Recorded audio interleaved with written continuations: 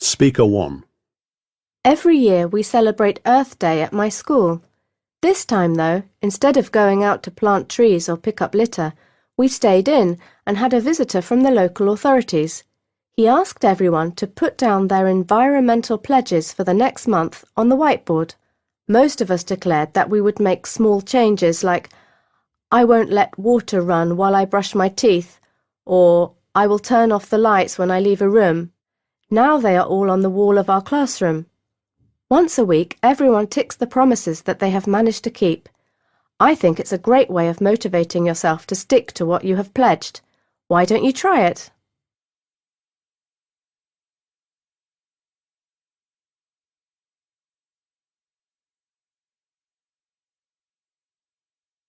Speaker 2.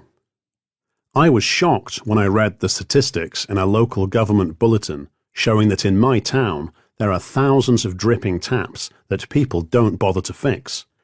I made some calculations, and the next day after school, I went around my neighbourhood asking people to check their kitchen and bathroom taps.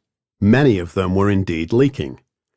In order to motivate their owners to replace the faulty taps immediately, I provided them with my figures, showing how much they could cut their bills annually by stopping water from dripping down the drain.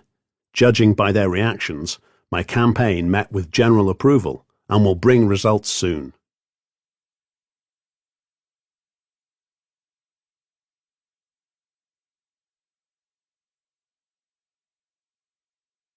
Speaker 3.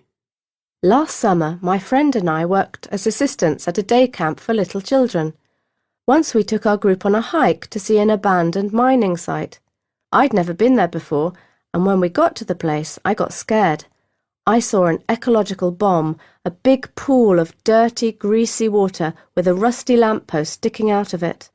I called the district council the same day. It turned out that they had no idea that the place existed. I sent them a few pictures asking for immediate action. They answered that they needed to find $1,000 to test the water for dangerous chemicals, but promised to fence the pool off straight away.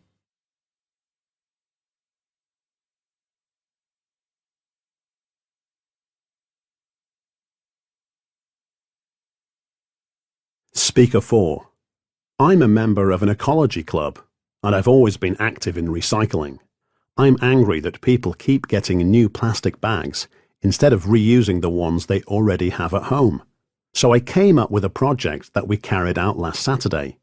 We stood outside a supermarket, and before customers went in, we talked to them about the environmental threats caused by plastic bags. The following week, we learned from the shop manager that even though they recorded a higher than average turnover on Saturday, the number of plastic bags handed to customers in fact dropped by 35%. As you can see, it takes very little to raise people's awareness and encourage them to make choices that are better for the environment.